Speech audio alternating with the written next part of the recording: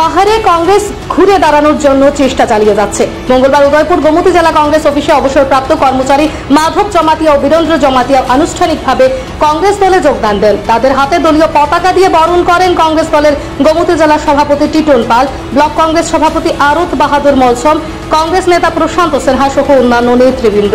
তারা বলেন, রাজ্যে এবং দেশের সরকারকে সরিয়ে বিকল্প সরকার তৈরি করার জন্য রাজ্যে কংগ্রেস দল কাজ করে যাচ্ছে। দলকে শক্তিশালী করার জন্য কাজ চালিয়ে যাবে কংগ্রেস দল।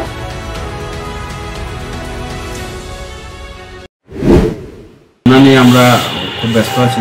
জেলা কংগ্রেস মানুষের প্রাণ সামগ্রী এর মাঝেও বিশেষ করে জনজাতি এলাকার, আদিবাসী এলাকার অনেক মানুষ সেখানে কংগ্রেস দলে যোগদান করার সেখানে বিভিন্ন দল থেকে ইচ্ছা প্রকাশ করেছে।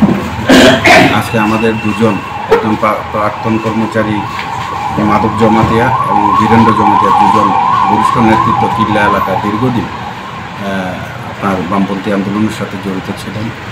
তারা আজকে আনুষ্ঠানিকভাবে কংগ্রেস দলে যোগদান করেছে এবং আগামী দিন কিছুদিনের মধ্যেই দেখবেন তাদের দুজনের নেতৃত্বে কিল্লা এলাকায় একটা বড় ধরনের আমাদের যোগদান পর্ব আমাদের অনুষ্ঠিত হবে। ভারতীয় জনতা পার্টি থেকে বহু লোক, আদিবাসী লোক সেখানে কংগ্রেস দলে যোগদান করবে। আমরা আজকে যারা কংগ্রেস দলে যোগদান করেছে, আমরা উদয়পুর জেলা কংগ্রেসের তরফ থেকে আমরা তাদেরকে স্বাগত জানাই। ব্লক কংগ্রেসের মাননীয় সভাপতি বাগমার আরত বাহাদুর মৌসুম ছিলেন এই যোগদান সভায় এবং কংগ্রেস নেতা প্রশান্ত সিনহা সেখানে উপস্থিত ছিলেন।